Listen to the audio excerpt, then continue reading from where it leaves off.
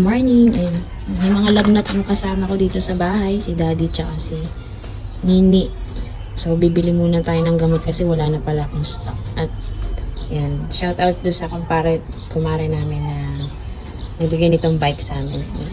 Magagamit natin kasi sa labasan pa namin yung grocery dito. Ayan, bili tayo. Nagdala ko ng basket kasi bibili na rin ako ng gatas. Maghahanap na. Buti na lang marunong tayo mag-bike.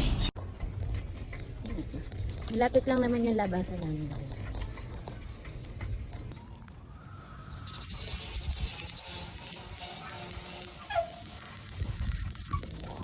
Tayo, guys. Punta tayo sa grocery. Oh, trivia. Elementary ako natuto mag-bike. Grade 5. Mas ngayon lang ng ulit. Kapag natuto ka naman, hindi na yung mawawala sa katawan. Basa namin, di ba? 100 meters lang yun sa bahay. Stop by. Tapos dito lang sa gilid yung grocery. Sana bukas yun. Sarado pa yung mga stop. Yan, South Emerald na yan. Ito na yung park tayo dito. Bili tayong gatas ni Eris. Ang tagal na niya naghahanap ng gatas. So madalang-dalang naman na siya kung maggatas. Ganito yung size. Yan ang budget. Kasi nga nilalaglag si Dad. Lang na. Bilhin tayong Milo. Asya ba yung dala ko? Bakit? Ang paminta, 9 pesos. Ito muna. May yung grocery dito sa amin. Alas, meron yung kailangan namin. Kaya nakakatawa din. May frozen din sila.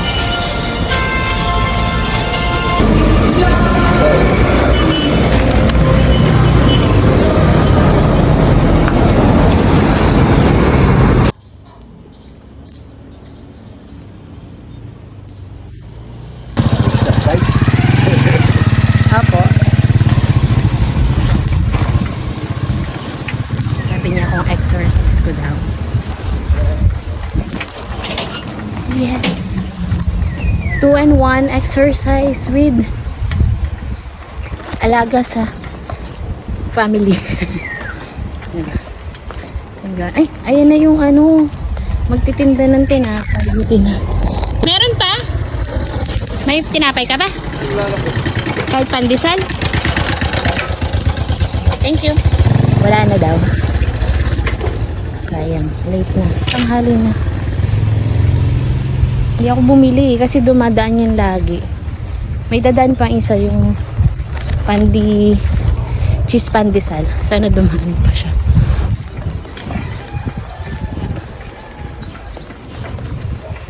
Para magluluto akong kanin. Kasi andyan nga si Daddy. Meron pa naman dong longganisa at ano yun? Yung danggit from Cebu. Medyo paahon pagpabalik.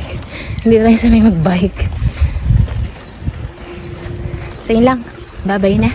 Para makapag-concentrate na ako mag-bike. I'm here na sa bahay.